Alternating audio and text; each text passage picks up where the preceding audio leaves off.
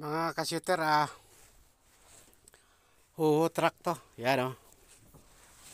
Hindi muna ako mga ka-shooter magbaklas sa ilalim.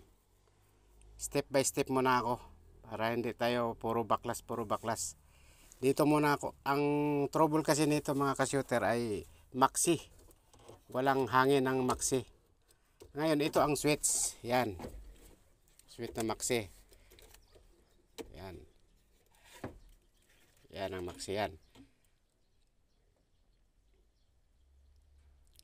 Pag nakaganan yan siya, yan,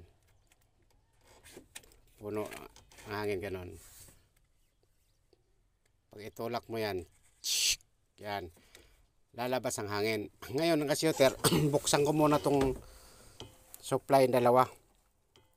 Ito ang supply, ito ang out. Pag walang hangin pa na lumalabas dito, yan, ibig sabihin kung walang supply, ibig sabihin ito ang sira. Switch maxi, saka itong sensor na to. Yan. Kasi kung magbabaklas ka agad doon sa ilalim ng chamber,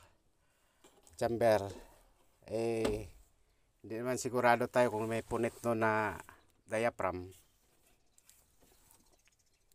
Di wala din kwenta ang baklas. Dito muna tayo kung may hangin na supply. Pag mayroong hangin dito ng supply, doon na tayo sa ilalim papunta.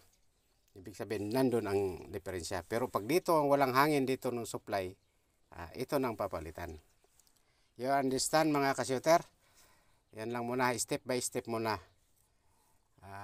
Mga ka-shooter, hindi ako marunong mag-edit. Ano muna tayo? Rails muna.